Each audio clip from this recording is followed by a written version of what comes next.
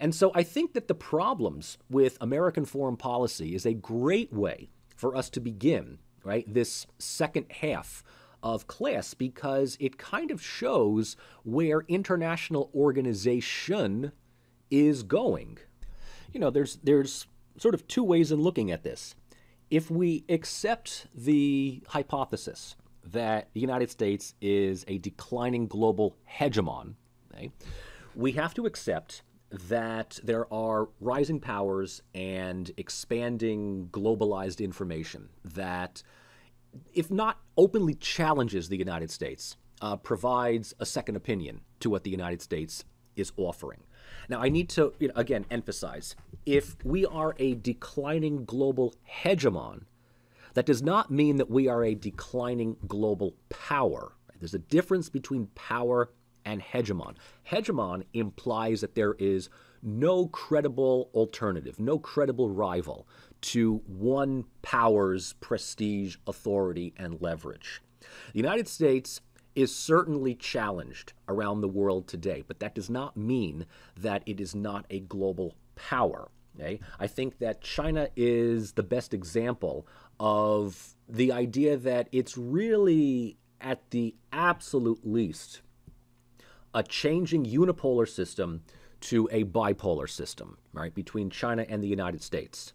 But we also need to factor in that over the past, let's say, 10, 15, 20 years or so, global institutions have taken on incredibly expanded powers, influence, and credibility. Right? The United Nations, for all of its problems, is still there and is still seen as some credible institution to look to, in the name of collective consensus. NATO is still there. Globalization provides concepts of, commercial pacifism, economic interdependence, right? We don't need to rely on the United States anymore for managing day-to-day affairs.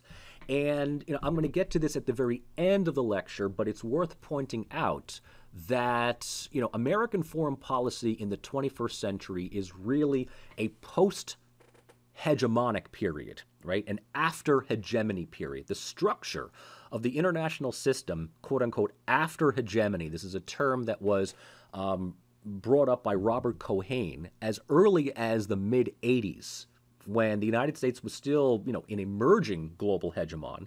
But after hegemony basically means that once the United States, or once any power, is no longer a global hegemon, do the institutions, the policies, the influence, the way in which people do things still continue, right? So it's like, if the United States is no longer there to monitor and regulate and ensure that everybody is doing exactly what needs to be done, does the office just operate continuously without the boss being there?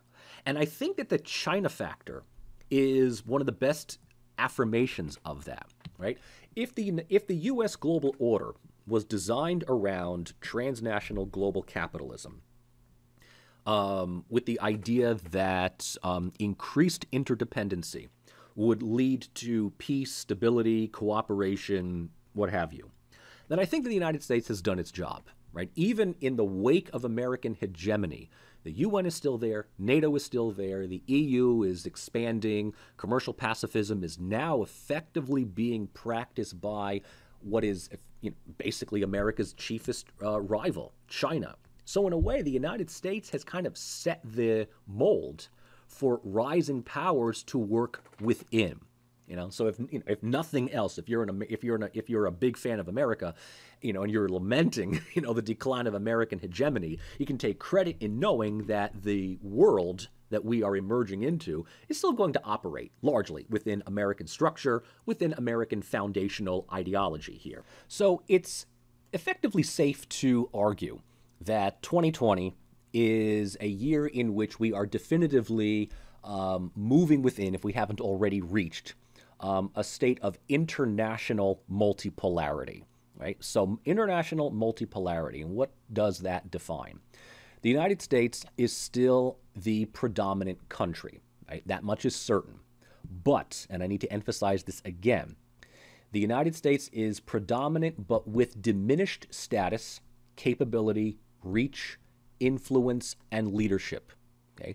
Here's the parallel with the U.S. in the late Roman period, right? The late Roman Empire, for all you history nerds out there, it was certainly no longer as powerful or as influential as it once was, but yet it still possessed and exhibited wide degrees of credibility and legitimacy.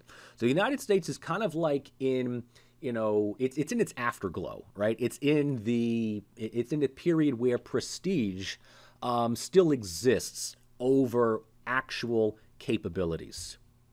Another key element in international multipolarity is that China is, for lack of better term, the uncontested number two. Right? If there ever was a rising power, a number two, it is China.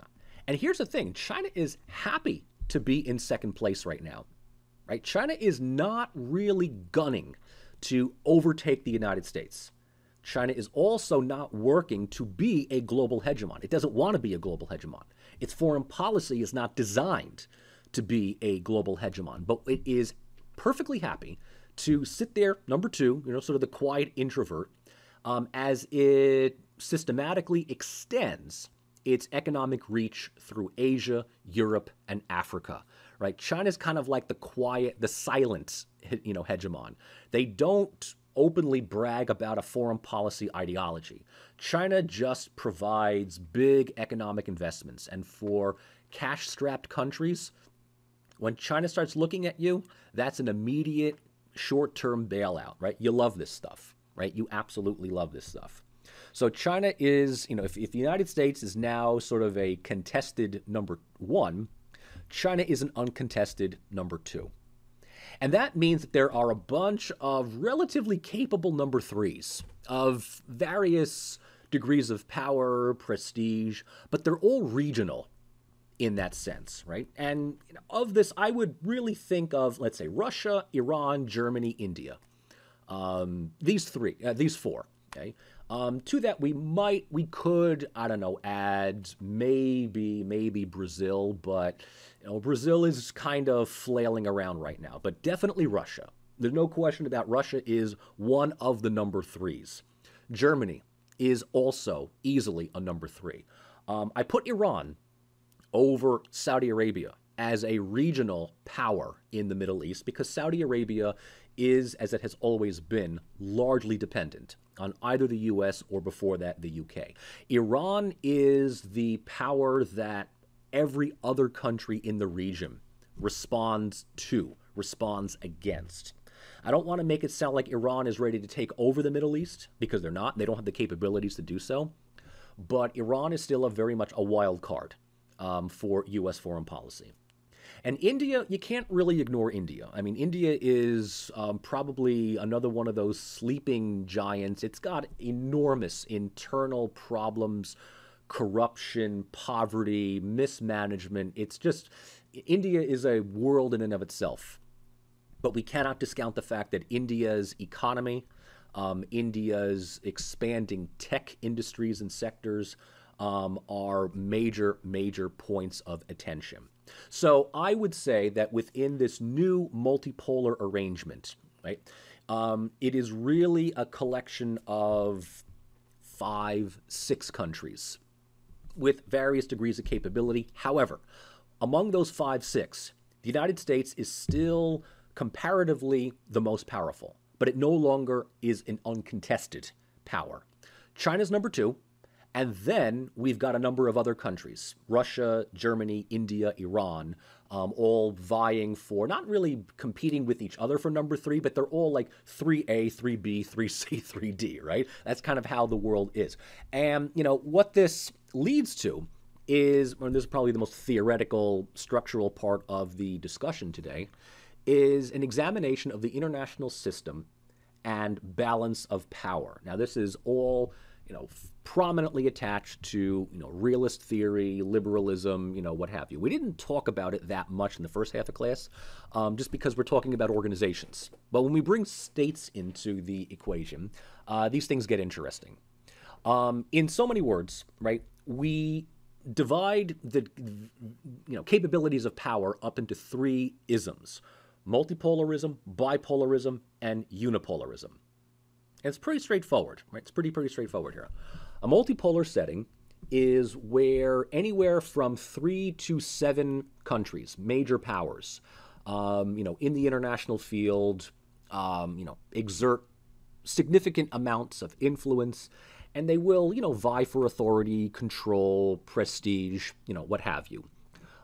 If you go back to your historical readings of international organizations, you know that we talked about the great powers, right? Beginning with the Congress of Vienna, going all the way up to the League of Nations, right? And these countries were Great Britain and France and Austria before World War I, and Germany, and Russia, right? So if you look at, let's say, Europe of the 19th century, it's a great example of a multipolar power arrangement in which there was somewhere around 5 or 6 countries. All of them, to a degree were, alphas, big powers. None of them had the ability of controlling all of Europe. And usually if there were, let's say, 5 of these powers, there was like 3 that allied with each other against the other 2, right? A multipolar system is usually the most common in international history. It definitely characterized Europe both before and immediately following the First World War. And, on a stable scale, I would say that a multipolar system is relatively stable if the major powers either all agree to work within some kind of institutional framework, or there's just a good old-fashioned balance of power in which 2 states work against the other 3. Right?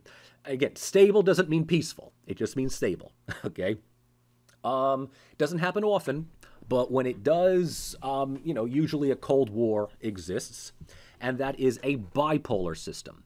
A bipolar system is where 2 major states exist in the international arena, and their powers and authorities and capabilities balance each other out, right? It balances out each other's authoritative reach and hegemony. And this is most clearly demonstrated during the Cold War between the United States and the Soviet Union. Now, interestingly enough, and this is especially coming from the realists, a bipolar system is, among the 3, the most stable, the absolute most stable. And why is that? Simple. One country on one side, another country on the other. There's various smaller countries that are allied with one of these 2 hegemons. But because each hegemon is constantly looking at the other hegemon as to what they're doing and trying to balance them out, there's no wild card. There's no third country. There's no outside threat.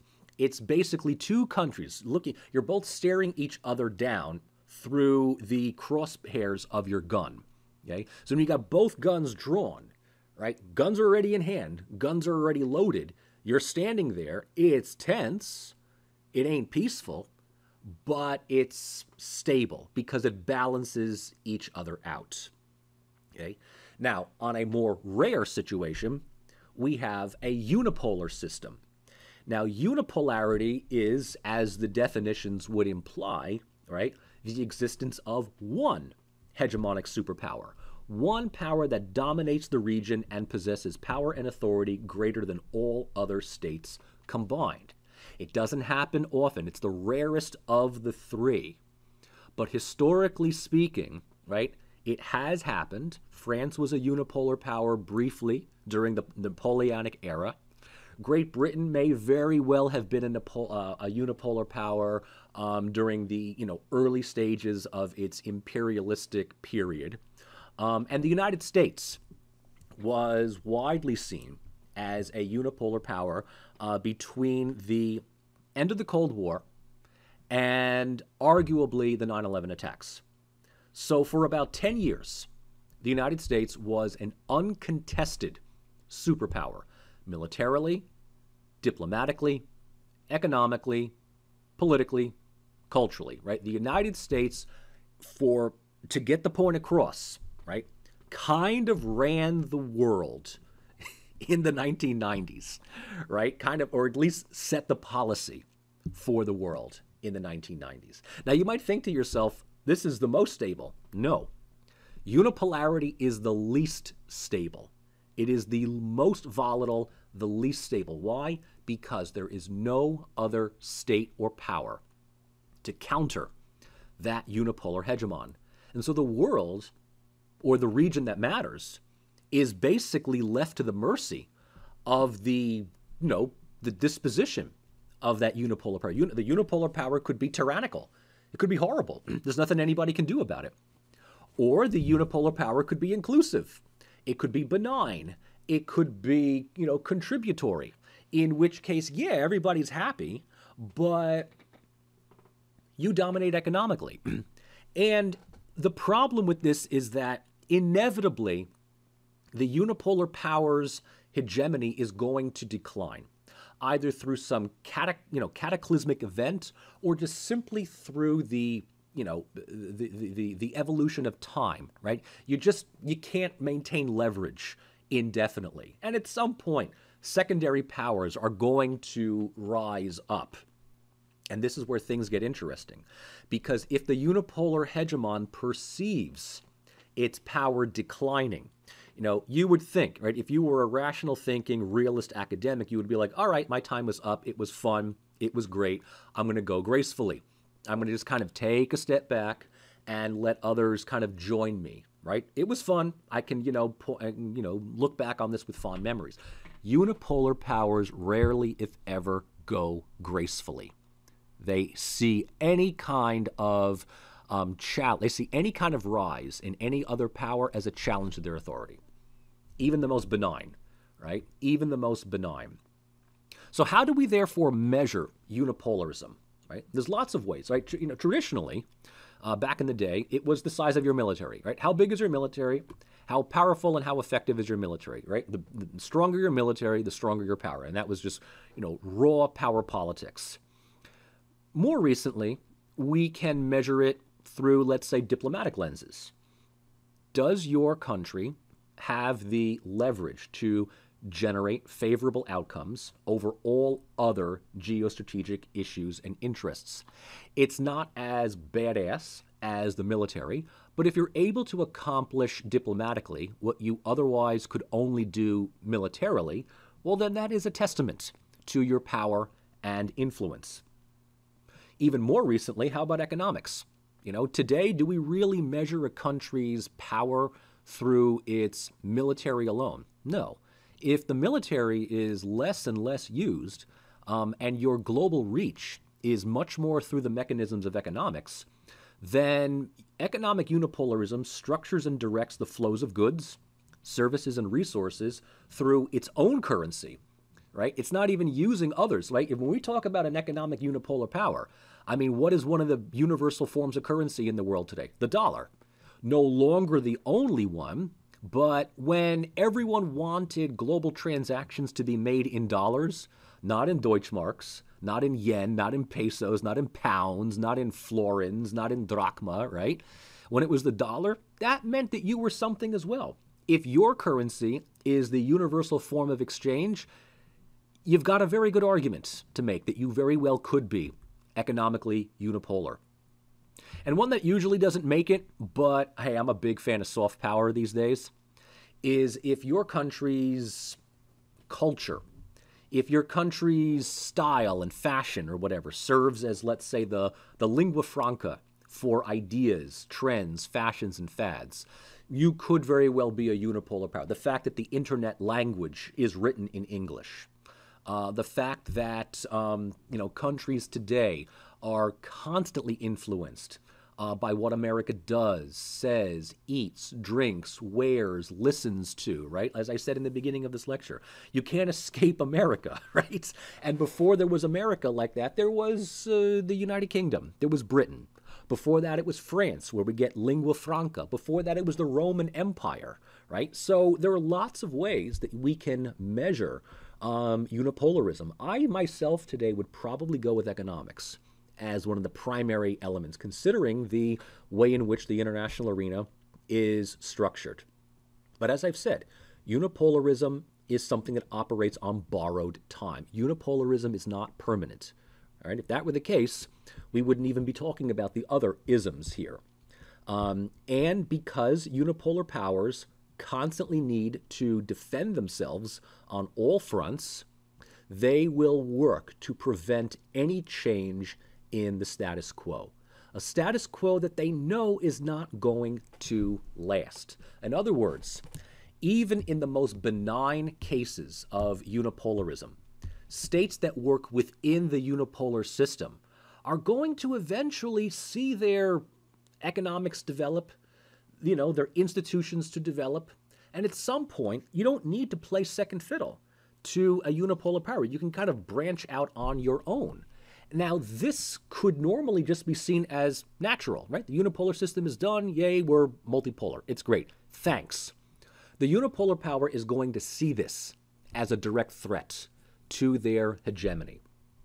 Now, from a realist standpoint, right, the academics, the John Mearsheimers, the Ken Waltzes, and others like that, for them, this is an inevitable prelude to multipolarity, simply because states naturally balance against the hegemon.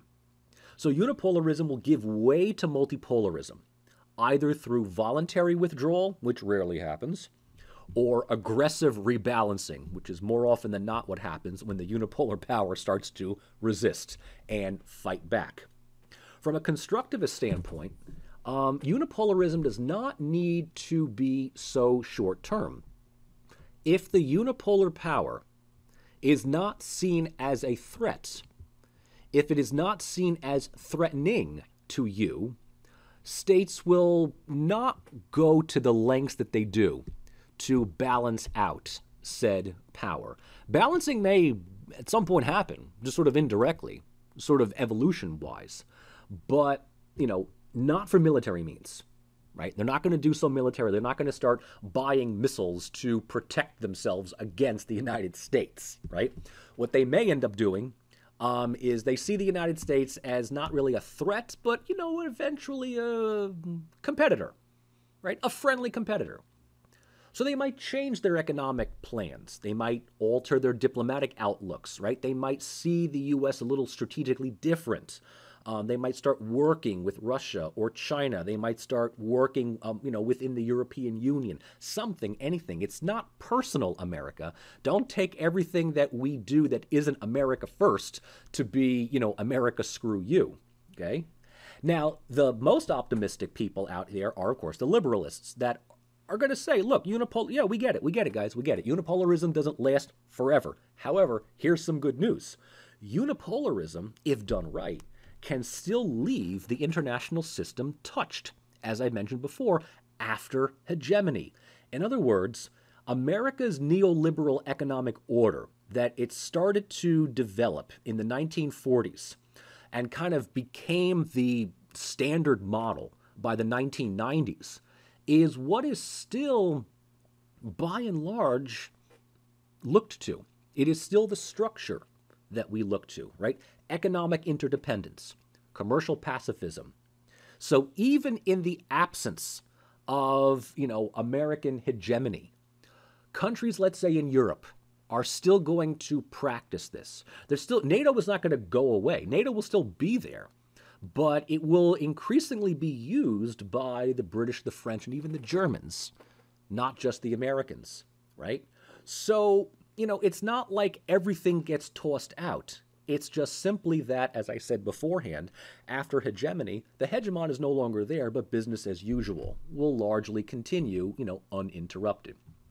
Now, all of this is important to note because this, leads to one very important question, one big question about unipolar powers, and that is, how long can a unipolar power last? If unipolarism sows the seeds of its own demise, if states will naturally balance against a perceived hegemon, threatening or not, and if history has shown that unipolar powers don't last, as long as they would like, is there a number? Right? How long do they normally last? Years? Decades? Like most things in political science, the answer, relies on a number of additional criteria. And this leads us to kind of break down unipolar hegemony into, I guess, two descriptive categories. The first is what we will call benign hegemony, right? Benign hegemony. A benign hegemon is a hegemon that leads through collective action and collective interest. So in other words, a benign unipolar power is one that knows it has allies and partners in the world. It needs allies and partners around the world, and it relies on allies and partners around the world. So it is not a me, me, me show, but it is, let's say, leadership through action, leadership through guidance, okay? And so a benign unipolar hegemon is one that does not rely on raw military presence alone, right? That is, well, we'll get to that when we get to aggressive hegemons. A benign hegemon leads through transnational cooperation and interdependence, and also has the ability of, delegating authority and partnering up in a number of ventures. And in return, right, its allies, and think of the United States, right? Think of the United States in the Cold War period, right? Its chief allies were, let's say, the United Kingdom, West Germany, and Japan. All three countries agreed to, play second chair to the U.S. and agreed to delegate authority to the United States, right? Particularly in light of, the Cold War. Again, this is a bipolar period that we're talking about. But within the American Transatlantic Alliance, right, the United States was top dog. And so these other countries are more than happy to, defer to U.S. leadership, sponsorship, what have you.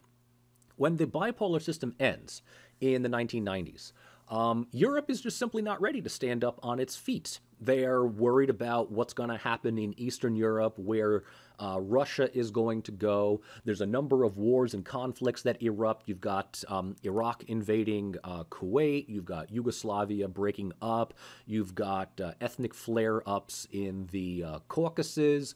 The United States is still overwhelmingly authoritative in this sense. And so in this case, the United States is, I guess, allowed, permitted, delegated to continue to be this hegemon. Now, benign hegemony still has a terminal endpoint, right? Don't get me wrong. But here's the thing to take away. Benign hegemony can prolong the unipolarity because you are leading by example. You're leading by cooperation. You don't see everyone immediately as a threat. Now, competitors may very well emerge within this system, right? Economically speaking, Germany is going to become, powerful on its own.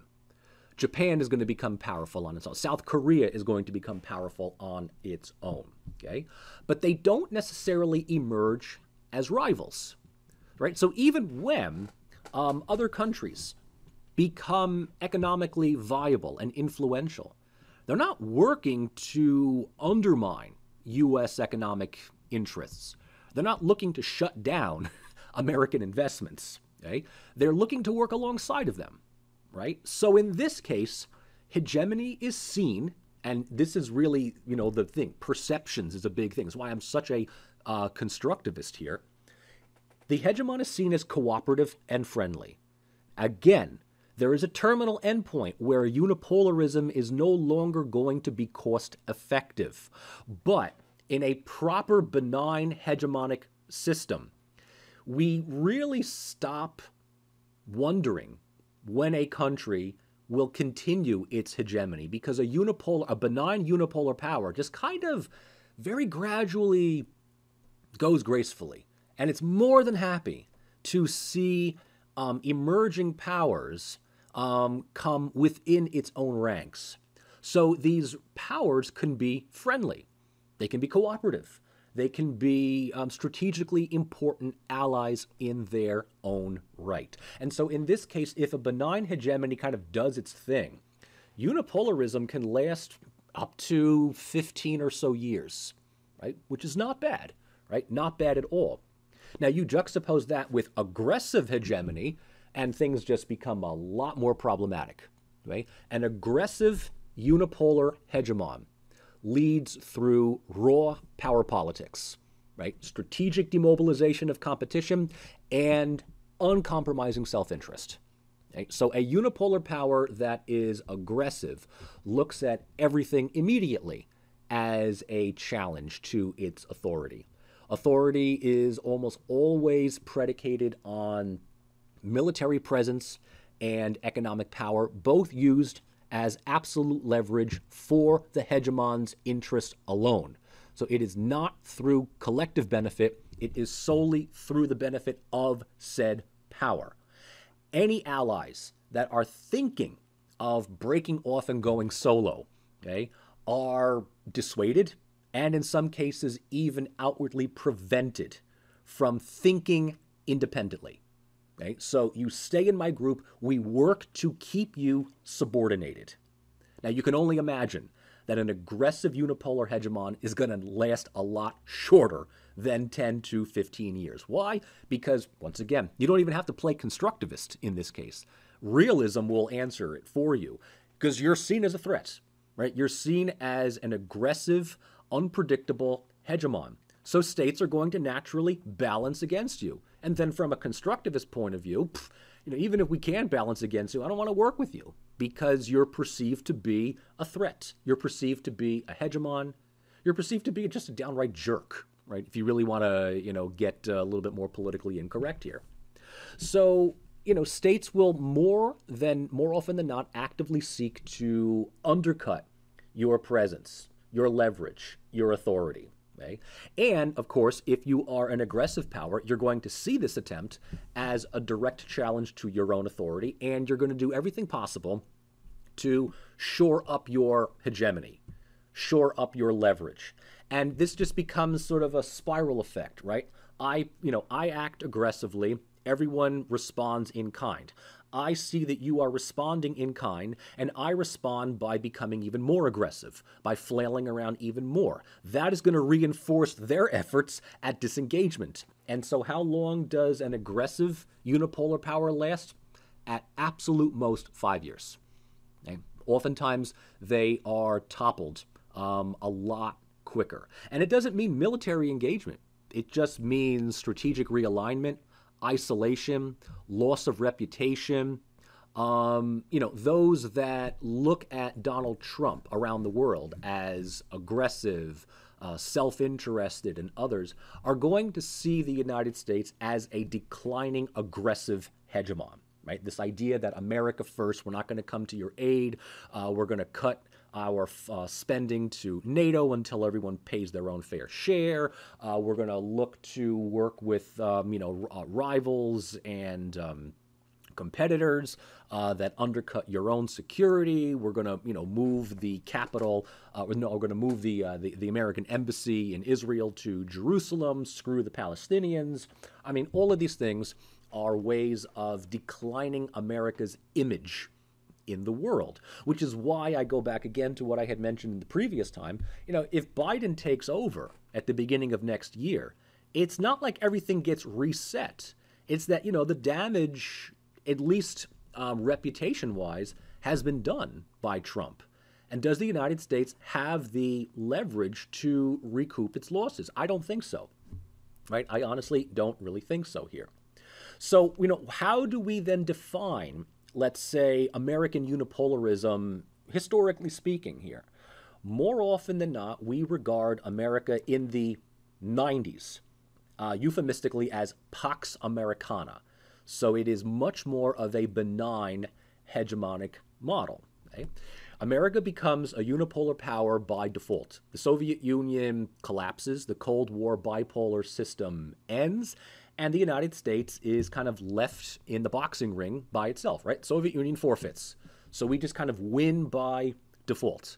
But, more than that, what do we have to show in the 90s? We don't win militarily. We win economically, we win culturally, we win socially, right? We win by our pop culture. We win by our entertainment, our music, our consumerism, our goods, our fast food, our clothes, our Big Macs.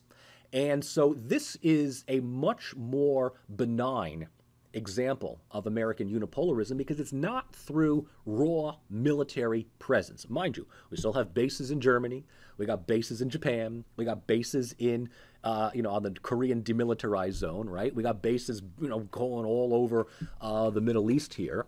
But as far as Europe is concerned, right, the United States is just kind of leading the efforts of globalization, right? So Pax Americana was mostly through economic security functioning in place of what would traditionally be military security, right? So it's the triumph of commercial pacifism and democratic peace theory. It's the idea that the United States is more than happy to keep NATO going and use that as a way to allow the European Union to just kind of grow and evolve. We're totally fine with the EU. We're totally cool with it because the EU relies on NATO to be its security framework, right? So we provide the, military defense, we provide the walls, and within those walls you can European Union until the cows come home, right? But I don't want to say that, America's military just kind of took a step back, right? We kind of were drawn into a number of new challenges, new flashpoints in the wake of the Soviet Union's collapse, right? The first Gulf War of 1990, I think, was like the best modern showcase of what we can do with our military when we are engaged with another country, when it's conventional military versus another country's conventional military.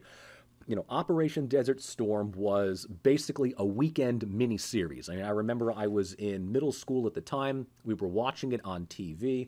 Decisive military victories after another against the Iraqi army. We kicked the Iraqis out of Kuwait. It's a perfect Hollywood movie. And that kind of sets the tone for the United States in the 90s, right? We're the good guys. We help out the little guys that get invaded, which is one of the justifications for retaining NATO. Right?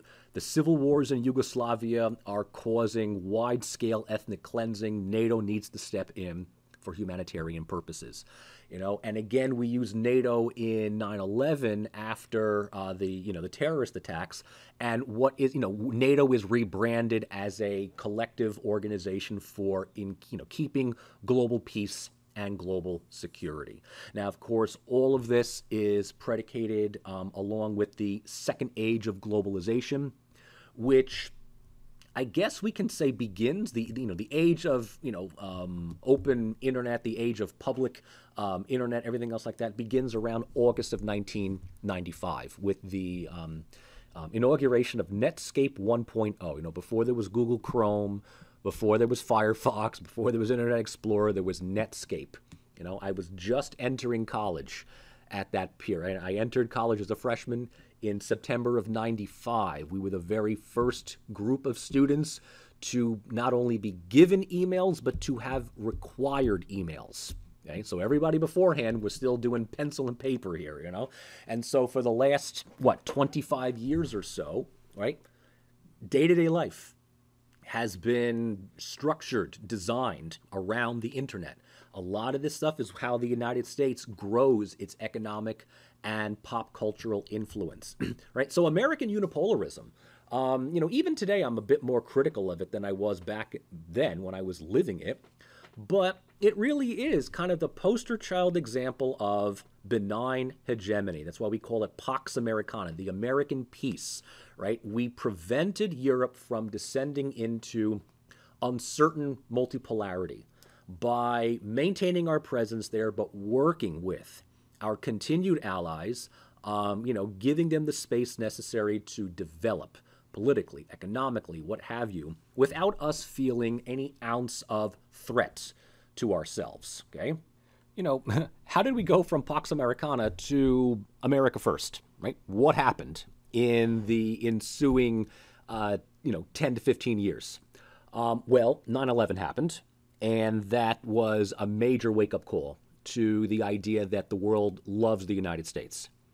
It also produced a realignment of American foreign policy, first under George W. Bush, but continued, I would have to say, under Barack Obama and Donald Trump, in which the United States needs to engage its enemies, its challengers, its rivals in a more aggressive approach. And, of course, what this ends up doing is changing the world's perceptions of the United States. Now, I don't want to say that 9/11 immediately turned us from benign to aggressive, right? The war on terror is certainly one of those elements, but the world was, at least the majority of the world, was overwhelmingly sympathetic towards us on 9/11 and really offered no opposition, right? Really no criticism of our military engagement with Afghanistan. But when the war on terror decided to expand beyond Afghanistan and start to consider regime changes in the Middle East, when we started to draw these non-existent links between Iraq and Saddam Hussein with al-Qaeda and Osama bin Laden, then suddenly the world's perception of the United States moved from benign to aggressive. Okay?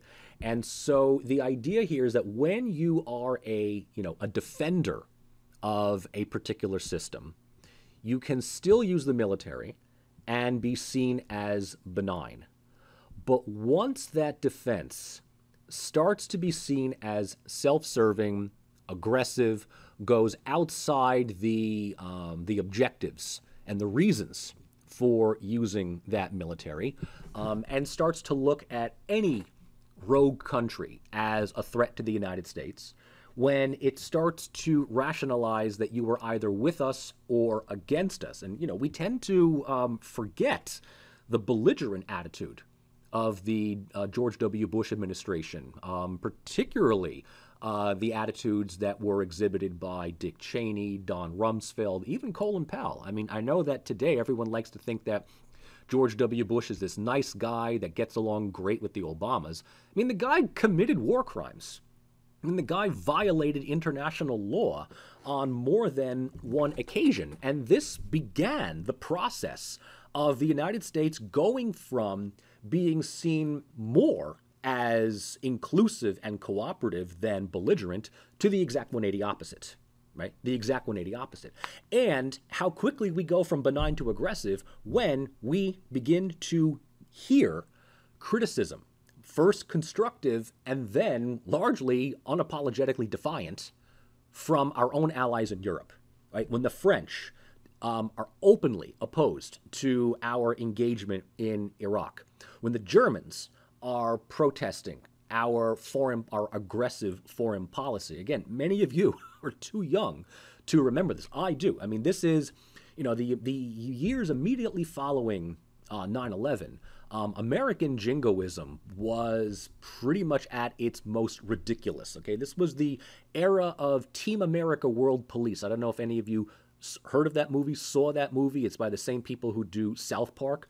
I mean, it's just a unapologetic parody of American aggressive nationalism, but I think it's brilliantly executed in a way that it just mocks that over-the-top, American sense of patriotism. And of course, this comes right around the time of, look, our ego was wounded after 9/11. We feel that, we are, aggrieved by, a bunch of angry mujahideen in Central Asia.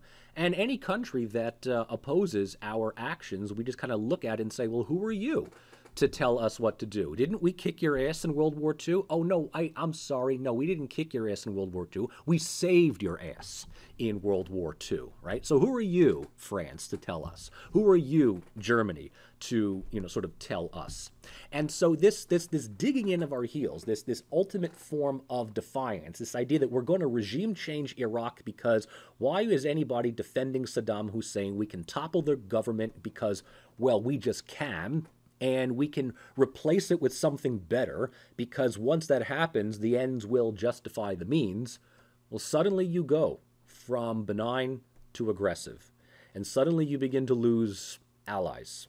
You begin to lose friends. You begin to lose credibility. And countries that weren't initially on the first round of, chopping look to nuclear weapons as a form of defense. Not a surprise. Not a surprise Iran looks to nuclear weapons in the wake of the war in Iraq. Not surprisingly, North Korea looks to pursuing nuclear weapons or really engaging the development of nuclear weapons after the toppling of the government in Libya, right? So the idea here of, unipolar powers sowing the seeds of their own demise is that, even benign powers, if pushed in the right direction, a tipping point, can go from benign to aggressive. And all it takes is one moment, one action, which produces a series of foreign policy decisions that could, accelerate efforts at, moving the timestamp on your unipolar tenure, faster rather than later. And this is particularly if, the leadership sort of understands itself as trying to do something good in the world, but is seen by everyone else as producing more problems, more mayhem, more chaos. And so it was not a surprise in the early 2000s where, rhetoric among American policymakers towards many of our European allies included the phrase stab in the back. Right? The French and the Germans are stabbing us in the back. We talk about old Europe versus new Europe. Old Europe, the French, the Germans, the British, the Spaniards are against our invasion. New Europe, that's Poland and Hungary and the Czech Republic, and they love us because we've delivered them from the evils of communism. They're supporting us now, right? So we're going to give all of our attention to the new Europe and let old Europe, fall off by the wayside. So look, unipolar powers can quickly go from benign to aggressive. Even in the case of benign, right, there is a timestamp.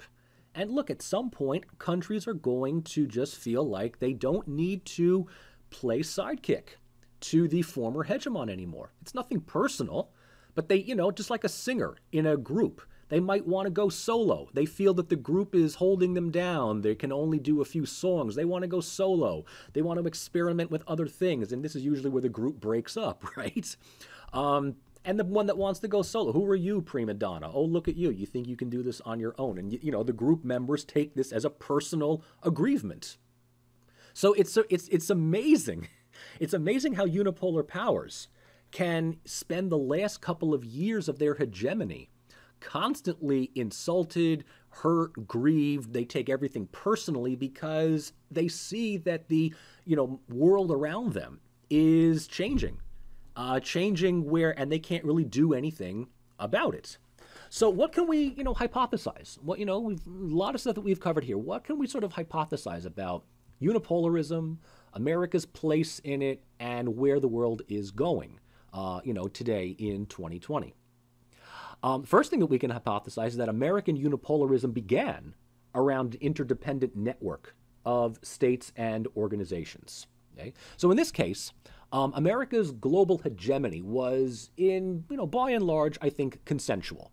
Right? I think that, the participating powers were more than happy to let the United States kind of drive the car, right? Sit at the head of the table. The table may be round, but the seat that America sits on is a little bit more developed, right, than everyone else's. But another hypothesis that's connected to this is that as a unipolar power's hegemony decreases, and again, I need to emphasize, this is normal, this is natural.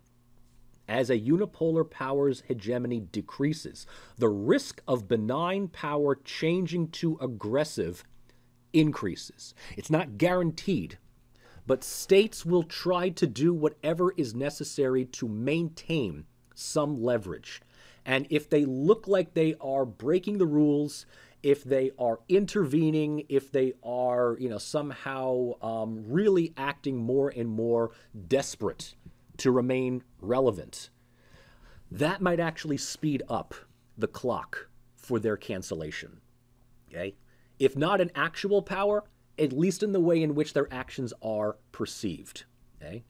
And finally, we can hypothesize that, look, a readjustment of power does not seem likely to readjust the nature of power and the structure of transnational interdependency.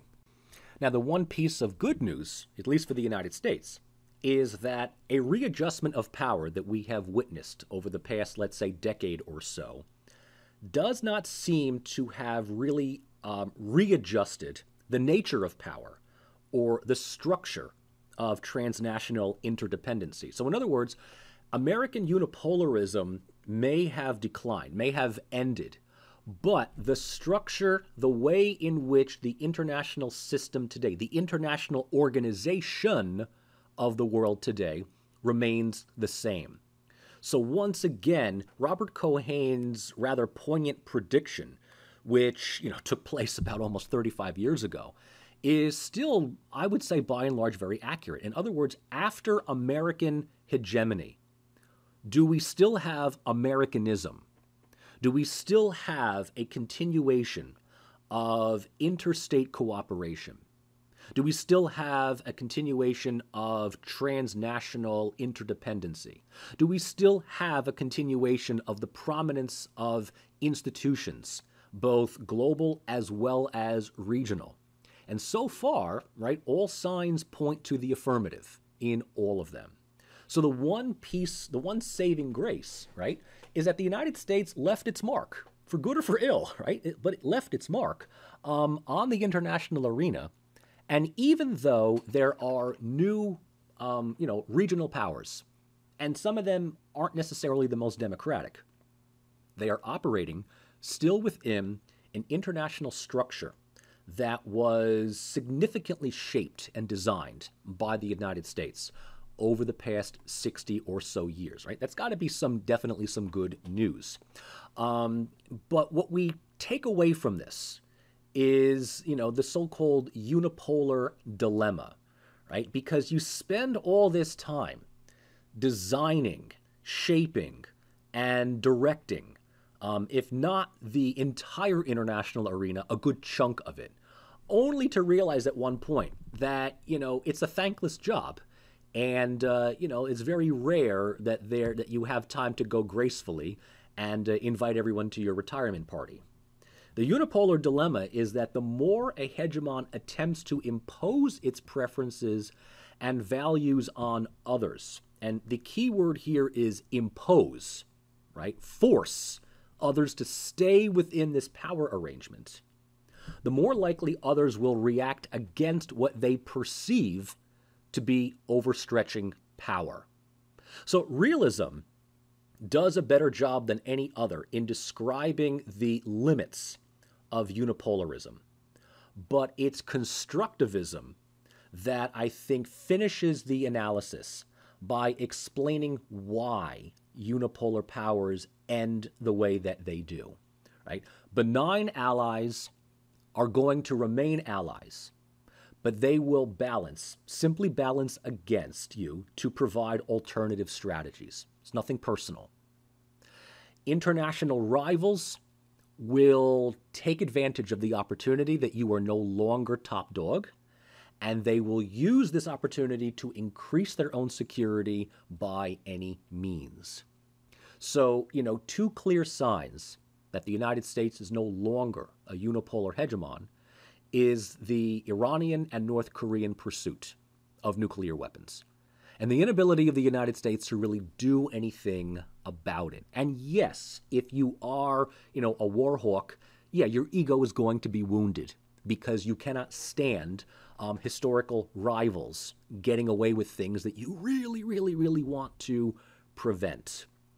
The problem is your anger and your frustration creates a feedback loop, right, whereby growing constraints on hegemonic power undercuts international fiscal and strategic authority. So when you realize that you're no longer able to command the world the way that you would like, rather than being prudent about it, rather than seeing it for what it is and begin to gradually and strategically shift your attention or delegate responsibility, here or there, right? What you end up doing is you start throwing money and resources at anything that shows a weakness in the wall, that shows a little hole, a little rip, a little tear. And you end up flailing around, you end up panicking. And what ends up happening is that you start speeding up the doomsday clock for your own hegemonic decline. Okay? And look, constrained by diminishing resources, because this is what explains a declining unipolar power, a unipolar state will opt for either cutting investments in defense or social services, right? And this is a good example of the United States, okay? You realize, hey, we're no longer a world empire anymore. All right, so here's what we can do. We could either stop funding our military-industrial complex, because that's a losing battle. And the money that we, would otherwise spend, let's shore that up at home. All right, let's redirect our military investment toward social services, education, infrastructure, social welfare, Medicare, Social Security, whatever it is that you want to call it, right? Or we could be like, no, man, you know what? This is a do or die moment. You know what? You've got like that, you've got like that gambler's addiction. It's like, okay, just one more hand, I can turn this around. One more hand, I can turn this around. No, you're not. You're just going to lose all of your money. If you cut services for dumping money back into the military, all that you really do is just show the world that you're desperate for attention. You're desperate to get that one last high. Right? So look, if you cut your defense services, if you cut your defense spending for social services, yeah, it's immediately going to withdraw you from the global arena, right? You're going to already be like, you're going to throw in the towel and be like, I'm done. Can you afford to do that? Do you open up areas to other countries to take advantage of? And do you want China to move in? Do you want Russia to move in, right? That's the big thing, right? So if you decide, on the other hand, all right, you know what, we need more money. We're going to need to just, pump more money into our bases, into our aircraft carriers, into our missile guidance systems, because I'll be damned if I'm the president where the United States declines. Well, now you're suddenly seen as belligerent. And it undermines the internal cohesion that you have with your existing allies. So it's a thankless job being a unipolar power. In a way, Russia can kind of look at the last 30 years and say, you know what, thank God we lost the Cold War, because we don't have to go through what is inevitably being top dog, losing your alpha status, and then doing everything possible to shore that up, even though you're going to lose it anyway, right? So this is kind of where we are in 2020. We are, looking at an international arena really in the wake of American global hegemony. And it does not matter whether Trump is going to save us or Biden is going to restore us or someone else is going to come to power and rectify that. The United States is still going to be a global power. There's no mistake about that. But we are no longer a global hegemon. And what that means is that we have already transitioned from a unipolar to a multipolar system. The multipolarity does not tell us that the 5 or so states have equal power. The United States is certainly comparatively stronger than the others, followed very closely by China, with about 3 or 4 other countries kind of making up multiple third position spots here. But what is clear is that the United States has to share the global arena with these other countries. And these other countries have their own agendas, their own foreign policies, their own strategic interests. And we've already seen that we have to give way to Russian foreign policy in the Middle East, Chinese foreign policy in the Far East. Will we be able to regain some traction, right? Well, that really depends on whether Trump retains his presidency or whether Biden becomes president next year and we, come up with a new strategy. But as I said in the first part, I kind of fear that strategy is really just going to be blowing the dust off of a strategy that might have worked in the 1990s, but no longer is relevant today. Now, there's a lot of stuff that we covered, okay? I introduced you to the new material for this part of class, and we delved into the study of unipolarity, multipolarity, bipolarity, a lot of interesting things to talk about there. So we've got some major talking points coming up this week. I will send you some study questions so you know what to prepare for. when we meet in class, and we will just continue through the rest of the semester. I hope that this stuff continues to be, as interesting for me as for you. Anyway, I'll see you in a couple of days. Enjoy the weekend.